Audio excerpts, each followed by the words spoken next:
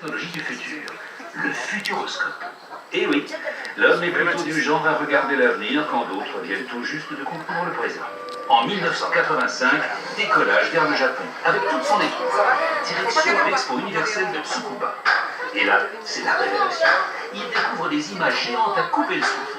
Ils comprennent que le futur, c'est les technologies de l'image. Du coup, plutôt que des sushis, ils préfèrent ramener du pays du soleil levant un écran de 600 mètres carrés avec un système pour projeter un film de 30 mètres de haut. Et pour abriter ça, le Kinemax sort de terre. Le pavillon en forme de cristal, à côté de là. Le premier parc d'attractions en France est né. Ta-ta-ta-ta, le 31 mai 1987, le Futuroscope ouvre ses portes. Une foule impatiente se presse derrière les grilles du parc. Il faut dire qu'à l'époque, c'est plutôt intriguant cet ovni posé au milieu de rien. Succès immédiat, 250 000 visiteurs dès la première saison. Et ça continue à augmenter pendant des années. Le Futuroscope s'agrandit. En 1996, c'est décidé. Le parc ouvre toute l'année. 2 jours de visite et on dort sur place. Une vraie destination de vacances. Grâce à ça, le Futuroscope fait travailler plein de monde. À l'époque, le parc, c'est comme un aimant. Des gens viennent s'installer autour, des entreprises, des écoles. Plus loin, l'agriculteur vend aussi plus de blé, la boulangère plus de pain, les hôtels plus de chambres.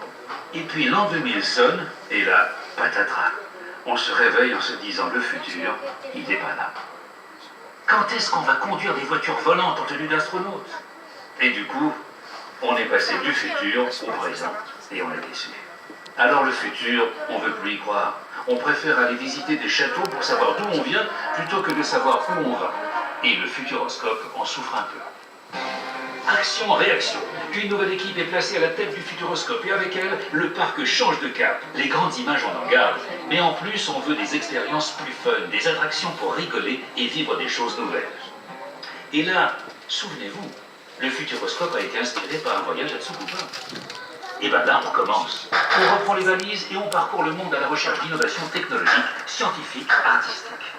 Une fois dénichés, on les ramène ici et on en fait autre chose. Et c'est comme ça que des robots qui peignaient des voitures dans une usine en Allemagne se sont retrouvés ici, en train de danser. Et on invite aussi de grands talents à participer à la création de nos attractions. Luc Besson et ses Minimoys, le DJ Martin Solveig, le Cirque du Soleil. Ah oui, même une brochette de lapin crétin. Bref, bye bye le parc aux images et vive la diversité. Aujourd'hui, vous êtes presque 2 millions de visiteurs à découvrir le parc chaque année.